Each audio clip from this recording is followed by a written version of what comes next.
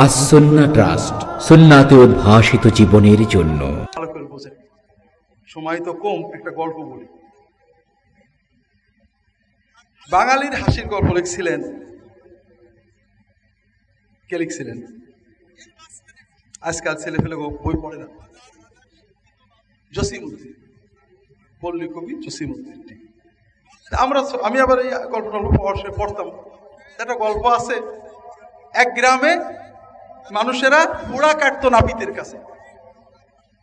গ্রামে এক ডাক্তার আসছে। ডাক্তার এসে বললো যে আমি পাস টাস করে আইছি, আমার কাছে আসো, নাপে কেটে দেব। কেউ যায় না। ডাক্তার এত বলে যে নাপিত তোমাদের পয়জন করে দেবে, ইনফেকশন হবে, হ্যান হবে, ত্যান হবে। ডাক্তারের কাছে কেউ আসে না। ডাক্তার এটা টেপে ওটা টেপে, আগে ওষুধ দেয়, পরে ওষুধ দেয়, পছন্দ হয় না। নাপিতের কাছে যাই, নাপিত একটু ঘষা মেরে খাস করে কেটে দেয়।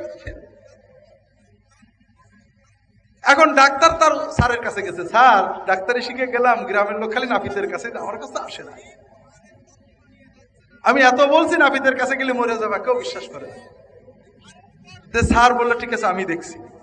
স্যার নাপিতের কাছে চুল কাটতে আসছে। ওই চুল কাটার ভিতরে নাপিত 2-3 জনের পোড়া কাটছে। তো ওই স্যার, ডাক্তার স্যার বলছে যে আমি এই যে তোমার কাছে চুল কাটতে বসে তোমার যে অপারেশন দেখলাম, সত্যই জীবনে কোনো এত ভালো ডাক্তারও আমি দেখিনি। তুমি যদি আমার কাছ থেকে একটু ওই বেসিক কিছু নিয়ম শেখো, যে তাহলে তুমি দুনিয়ার সব ডাক্তারদের ফেল মেরে দেবা, তোমার হাতে একটা রোগও আর মরবে না। 15-20 মিনিট আমার কাছে একটু শিখে নেবে, আমি শিখেই দেবো, তাহলে তোমার হাতে কোনো রোগী আর মরবে না, সত্যই তুমি অতুলনীয়।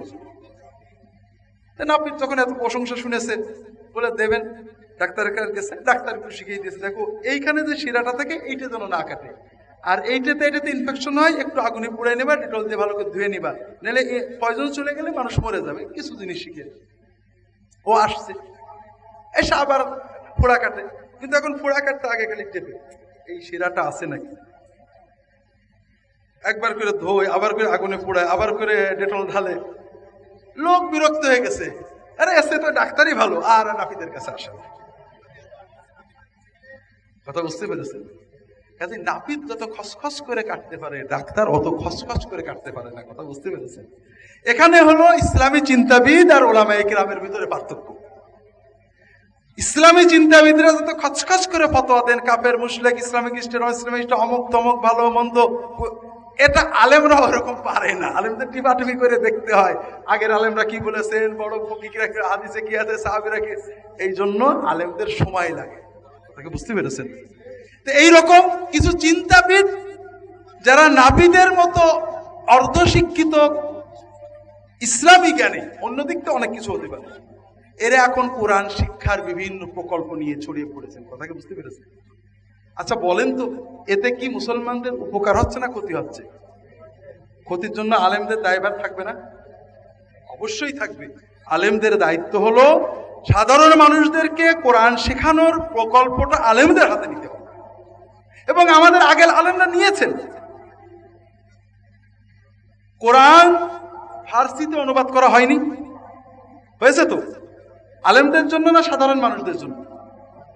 সাধারণ আলেমরা তো আরবি পারে, আর যে আলেম আরবি পারে না সে আলেম না, সে সাধারণ মানুষদের চেয়েও খারাপ। কোরআনের উর্দুতে তর্জমা করা হয়নি, সাধারণ মানুষদের জন্য না আলেমদের জন্য? কোরআনের বাংলায় তর্জমা করেছেন যারা বড় বড় আলেম, আশরাফ আলী থানভী রহমাতুল্লাহ বায়ানুল কোরআন অনুবাদ করা হয়েছে, আল্লামা শামসুল উপর অনুবাদ করেছেন। এরা কি মানুষদের গোমরাহ করার জন্য না মানুষের কাছে কোরআন পৌঁছানোর জন্য? কাজেই আলেমদেরকে এই প্রকল্প নিতে হবে, মানুষকে কোরআন বোঝাতে হবে, কোরআন তুলে দিতে হবে। আপনারা এই কোরআনটা নেন, এই কোরআনটা পড়েন, এই তর্জমা পড়েন, আর তাদের মনে যে প্রশ্নগুলো আসবে উত্তর দিতে হবে। কথাকে বুঝতে পেরেছেন? আল্লাহ তাআলা আমাদেরকে তৌফিক দান করুন, আমিন।